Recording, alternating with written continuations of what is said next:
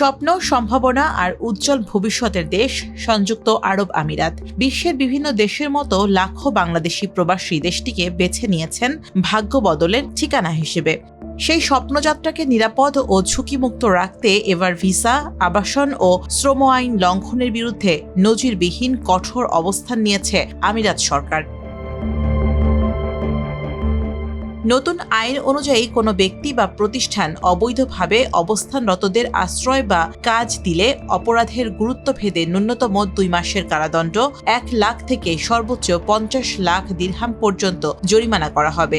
বিদেশিদের সাজা শেষে নিজ দেশে ফেরত বা বাধ্যতামূলক নির্বাসন দেয়া হবে। একই সঙ্গে অভিযুক্ত প্রতিষ্ঠানের লাইসেন্সও বাতিল হতে পারে। আমাদের আইন আগে জানতে হবে, ভিসার আইন। আমরা যারা এখানে জব জয়েন করি তাদের যেমন আইন জানা দরকার, তেমনি যারা নিয়োগকর্তা যারা নিয়োগ দেন তাদেরও অনেক কিছু মেনটেন করা উচিত, আইন জানা উচিত। আমরা একটা কোম্পানিতে ভিসা এসে ইমিডিয়েটলি ওই কোম্পানিতে কাজ না করে অন্য কোম্পানিতে জয়েন করি, বাট এটা না জেনে যে ওই কোম্পানিতে কাজ করার জন্য একটা এনওসির প্রয়োজন, বা আমি যদি কোথাও জয়েন করতে চাই সেক্ষেত্রে আমার এমিরেটস আইডি থাকা প্রয়োজন। এই যে আইনগুলা, জেনারেল কানুনগুলা, এইগুলো যদি না জানেন তাহলে এন্ড অফ দ্য ডে নিয়োগকর্তা এবং নিয়োগকৃত যে ব্যক্তি দুইজনই সমস্যা পড়ে। প্রবাসীরা জানান, ভিসা ব্যবসায়ের সঙ্গে জড়িত দালালরাই অবৈধভাবে অবস্থানের মতো অপরাধে বাধ্য করেন তাদের। এই ধরনের অপরাধ দমনে আমিরাত প্রশাসনের আইন সংস্কারকে স্বাগত জানান তারা।